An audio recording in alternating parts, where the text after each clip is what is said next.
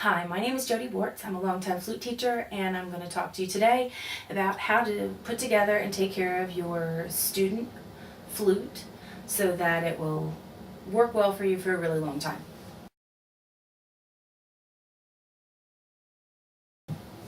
If your case has buckle latches, make sure that it's placed so that the buckles will open upward.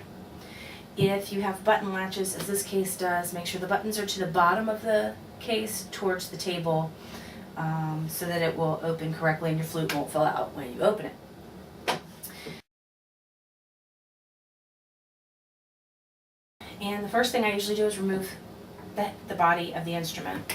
That's the long part that has all the keys. You want to hold it by the neck, which is this area right here that has the name of the instrument on it. The next piece you want to remove is the head joint. This is the piece that has the blowhole in it.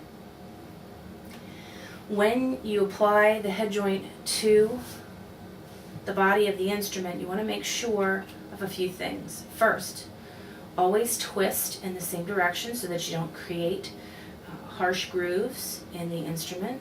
It doesn't have to be twisted all the way down. You can leave a little bit of room for tuning. The other thing you want to make sure is that you only hold the body of the instrument by the neck. Never squeeze the rods and keys to twist the head joint on. This can cause damage to the rods or to the keys and lead to unnecessary repairs and expense and loss of time with your instrument.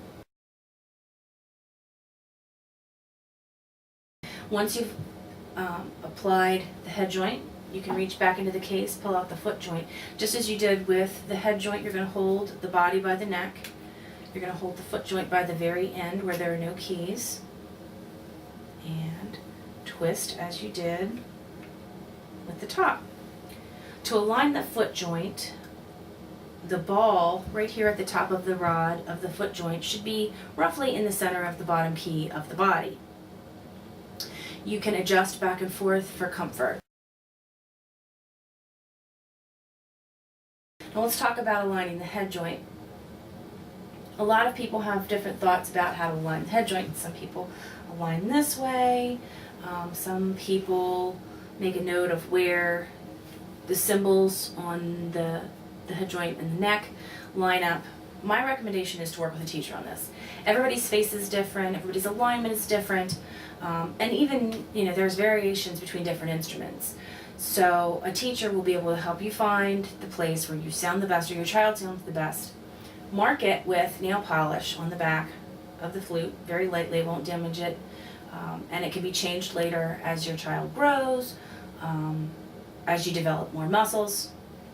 This way you'll ensure that you have good alignment every time you play.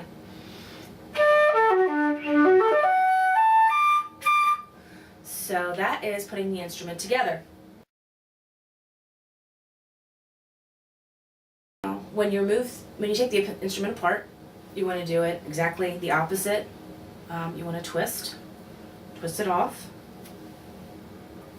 return the parts to their appropriate spots in the case. Again, making sure not to touch the rods on the body or the foot of the instrument. And when you place the body of the instrument back into the case, make sure that this key that sticks out, the A flat key or the G sharp key, depending on what you prefer to call it, is towards the middle of the case.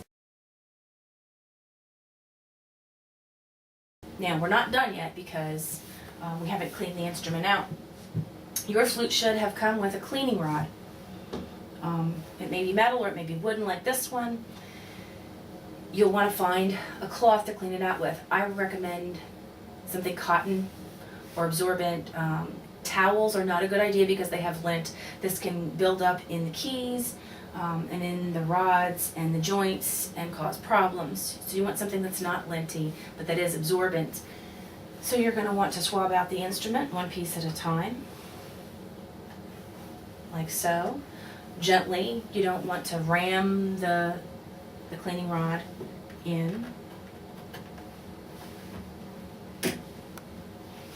I also recommend when you do the body that you clean from both ends and not all at once from one side. Never try to shove the cleaning rod all the way through the instrument. That can result in damage. Finally, the foot joint.